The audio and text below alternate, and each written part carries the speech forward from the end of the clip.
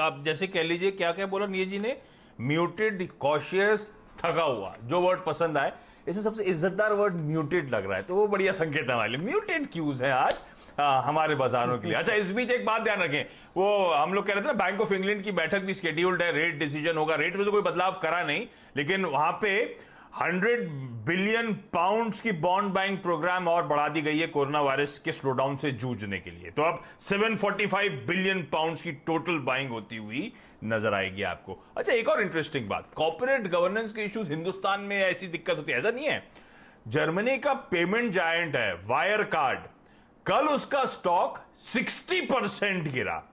क्यों? क्योंकि उन्होंने नतीजे पोस्टपोन करे। नतीजे पोस्टपोन क्यों करे? क्योंकि उनके ऑडिटर्स हैं ईएनवाई।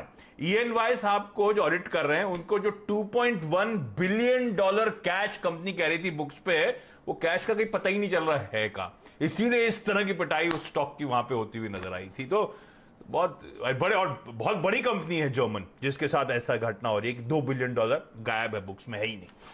ठीक है, ये तो ग्लोबली जो मूड माहौल है। अच्छा, ग्लोबली मूड माहौल में एक और इंटरेस्टिंग डेवलपमेंट है जो बड़ा पैनी नजर रखनी है, आजकल ग्लोबल मीडिया में बड़ी चर्चा होती है। वो किम जोंग उनकी जो बहन है किम यो जुंग, उनके बढ़ते रोल को लेकर आजकल बड़ी चर्चाएं हो रही हैं नॉर्थ कोरिया में। खैर ठीक है, इन सब बैकड्रॉप के बीच में एक अच्छी खबर थी, जब वीकली एक्सपायरी के दिन हम उछाल दिखा रहे थे, बड़े लंबे अरसे बाद ऐसा देखने को मिला कि भाईचारा बढ़ रहा है। भाईचारा कैसे बढ़ रहा है? कल एफआईआईज और डीआईआईज अपोजिट एंड्स में नहीं खड़े हुए थे, कैश मार्केट में दोनों ने खरीदारी करी है। एफआईआईज ने खरीदारी करी, डीआईआईज ने खरीदारी करी। ऐसे में वीरू, डेटा पॉइंट्स इंडिकेट क्या कर रहे हैं? एक्सपायरी तो बड़े पॉजिटिव नोट पे हुई है कल की, लेकिन आज के लिए फिर हमारी रणनीति क्या होनी चाहिए?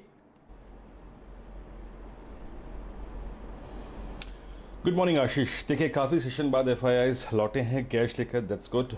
और एक और चीज़ आशीष की कल एग्जैक्टली अगर आप देखें, जो मैं टारगेट लेके चल रहा था 10,050, ये जो कोर्ट कचहरी वाला मामला निफ्टी, इससे थोड़ा सा, और बैंक निफ्टी जब बाहर आया ना, तो थोड़ा सा माहौल अच्छा था, डेटा अच्छा था। एक डिसअपॉइंटमेंट मुझे ये हुआ कि शायद कल की एक्सपायरी और अच्छी हो सकती थी, 50-60 पॉइंट प्लस, और बैंक निफ्टी में 200-250 पॉइंट प्लस और। लेकिन याद रखिए, वो शायद आज के लिए ड्यू है, मतलब जो कल और अच्छा हो सकता था, क्योंकि उसके ऊपर शॉर्ट कवरिंग अच्छी होनी थी, क्योंकि कल निफ्टी ने 100 डे में पार किया, और क्योंकि बैंक निफ्टी ने कल 50 डे में पार किया, जिसका प्रेशर वो फील कर रहे थे इस पिछले लास्ट 2 सेशन में। अब आइए आप एफआईआईज के स्टैट्स को आशीष, बहुत स्ट्रॉन्ग स्टैट्स हैं। नेट बाइंग करीब 1400 करोड़ रुपए की, जिसमें 1131 करोड़ रुपए डीआईआईज की, 366 करोड़ रुपए एफआईआईज की, 172 करोड़ रुपए का इंडेक्स खरीदा, शॉर्ट कवर कर लिया। स्टॉक फ्यूचर्स याद रखिए डोमिनेट करेंगे। अब एफआईआईज ने कैश के साथ साथ स्टॉक फ्यूचर्स को काफी लॉन्ग किया है। Cash buying plus stock futures buying बहुत अच्छा कॉम्बिनेशन होता है आशीष। यहां पे करीब 11,000 शॉर्ट कवर कर लिए, 5,000 कॉन्ट्रैक्ट लॉन्ग, तो इंस्टीट्यूशनल फिगर्स काफी अच्छी खासी हैं आशीष। जो बेस जिसकी मैं बात कर रहा था पहले, 9648, 9700, उसने अपना काम बखूबी किया। उसके ऊपर के हर डिप के बाय ने अपना काम बखूबी किया।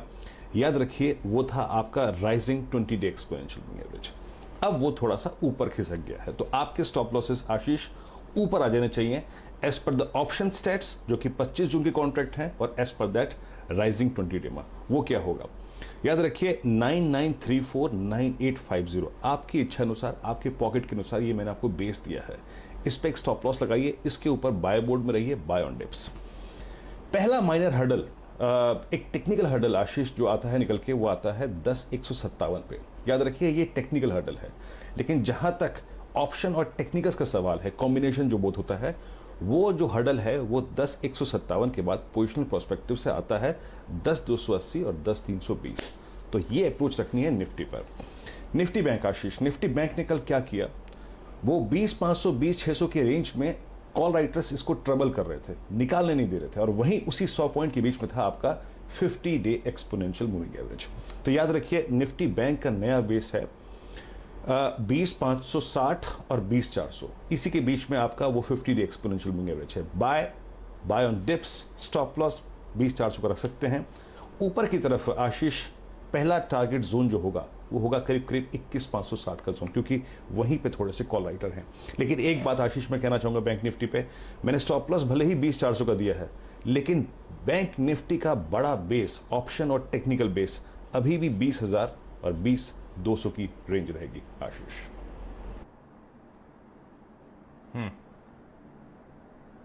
तो बाय ऑन डिप्स की स्ट्रैटेजी जो वीरू कई दिनों से मेंशन भी कर रहे हैं एकदम सटीक पड़ रही है। उसी रणनीति के साथ आज के मार्केट्स को भी हमें अप्रोच करना है। आज के ट्रेडिंग बेट्स क्विकली स्क्रीन पर। सैंक्टम वेल्थ उज्जीवन खरीदें 216 के टारगेट्स। मोतीलाल ओसवाल कह रहे हैं आईटीसी खरीदें 195 के टारगेट्स के लिए। मानस जायसवाल .com कह रहे हैं बीईएल भारत इलेक्ट्रॉनिक्स खरीदें 83 के टारगेट्स। तीनों बाय कॉल आज के सेशन के लिए आते हुए, लेकिन अब स्टॉक स्पेसिफिक डेवलपमेंट्स पर फोकस। और यतिन स्क्रीन पर, वरुण स्क्रीन पर आपको। यतिन के पास पहले, क्योंकि कल बाजार बंद होते सही एक और मेगा इन्वेस्टमेंट का अनाउंसमेंट हुआ है रिलायंस इंडस्ट्रीज की जियो प्लेटफॉर्म्स में, जिसमें सऊदी अरेबिया का सॉवरेन वेल्थ फंड इन्वेस्ट करने जा रहा है। पूरी डिटेल्स यतिन से जान लेते हैं। यतिन, गुड मॉर्निंग, बताएं।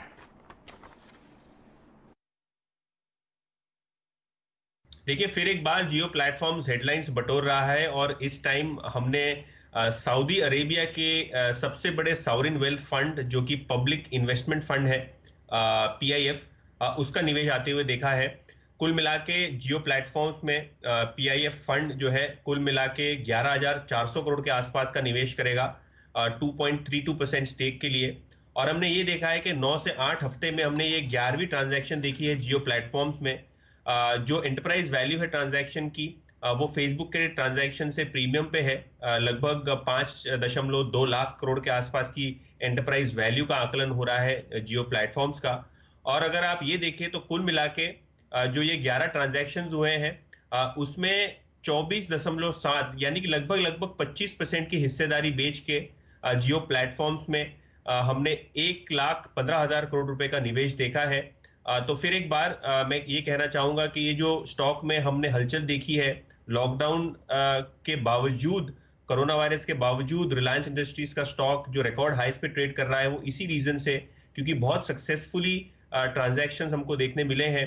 और जैसे कि मैं पहले बता रहा था, कुल मिला के जियो प्लेटफॉर्म्स में ये पीआईएफ सऊदी अरेबिया का जो बड़ा फंड है उसको मिला के लगभग 1,15,000 करोड़ रुपए का निवेश देखने को हमको मिला है।